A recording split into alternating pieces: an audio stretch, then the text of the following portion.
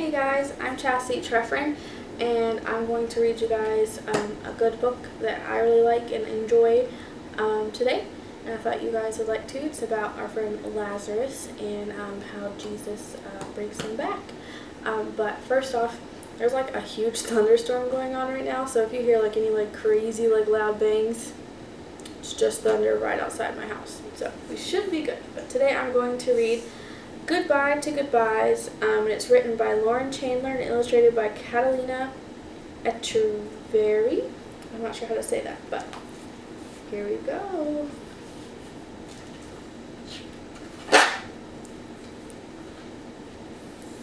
In the little town of Bethany, there lived a man named Lazarus. He had two sisters, Mary and Martha. Martha loved to throw a party. Mary loved to sit and listen. Lazarus loved his two sisters, and they were all friends with a man named Jesus. But one day, Lazarus got sick. He went to bed sick, and he woke up sick.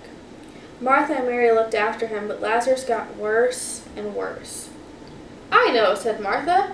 "I will tell our friend Jesus. He can help." Martha thought about all Jesus had done. He made the blind people see. He made the deaf people hear. He made people who had been sick walk, jump, run, and leap for joy. He can make Lazarus well. So she and Mary sent a message to Jesus. "Lord Jesus, our brother Lazarus, the friend that you love, is sick. Come quickly." It took 2 days for Martha's message to reach Jesus. And when Jesus heard his friend was very, very sick, he did nothing. Did nothing? That's right. He didn't ride the first donkey to Bethany. He didn't run until his side hurt. For 2 whole days he stayed right where he was. Why? Jesus told his disciples, "Our friend Lazarus is very sick, but this illness won't end with Lazarus being dead. We won't have to say goodbye forever. I have a plan." Phew, Jesus had a plan. But what was it? Then at last, Jesus and his disciples headed to Bethany. "Our friend Lazarus has fallen asleep," Jesus announced, "but I'm on my way to wake him up." The disciples looked at each other. Did they hear him right? Lazarus was sleeping. Couldn't Mary and Martha wake him up? Jesus knew their questions. He looked at them and said, "Lazarus has died." Dead? How could this be? Didn't Jesus say that Lazarus would not die? Didn't he say they wouldn't have to say goodbye forever? What happened to his plan? Every step to Bethany felt heavier and heavier. Their hearts sank deeper and deeper. They were sad their friend had died. They didn't even get to say goodbye. 4 days after Lazarus had died, Jesus and his disciples finally arrived. Martha came running to meet them. Her face was sad. Her eyes were red. "Lord," she gasped, "if only you had been there. Lazarus would not have died.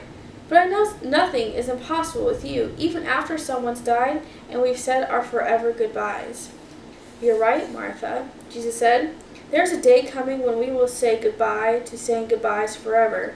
Do you believe that?" Martha nodded. "Yes, I believe in you, Jesus. I know you are the Son of God, and I know you always do what you promise. You will end all our goodbyes forever." Martha went and fetched Mary. Mary was so sad. The brother she loved was gone. She would never hug him again. She would never eat with him again. She would never see his face again. Jesus saw her tears, and then it happened. His heart broke.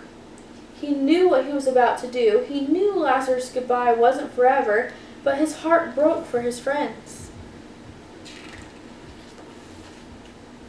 When they reached Lazarus' tomb, Jesus cried too. They cried and cried and cried, because they had to say a forever goodbye. But then Jesus stopped crying and said, "Take away the stone." Martha told him there might be a horrible smell.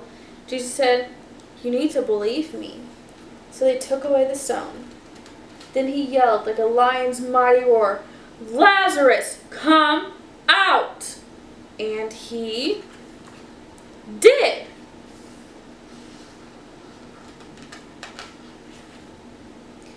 Jesus kept his word. Lazarus being sick didn't end with him being dead. It ended with him alive, even after he died, after they'd had to say goodbye. Mary, Martha, Lazarus, and Jesus were together again. Martha threw a party. Mary laughed and listened. Lazarus was glad to be alive. But then the time came for Jesus to say goodbye. He hugged the friends that he loved and said, "Goodbye for now, but not forever." Jesus had to go to Jerusalem, where he would be the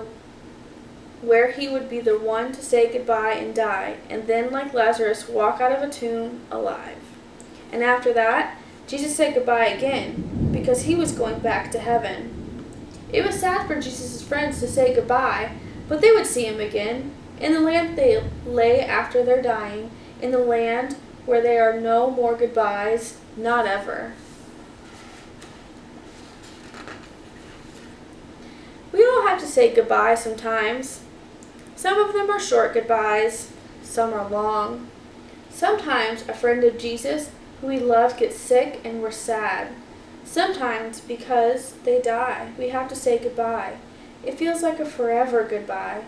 Jesus knows it is sad to say goodbye, so Jesus came to end goodbyes. And one day, Jesus and all his friends will say goodbye to goodbyes forever. The end. Thanks for reading with me.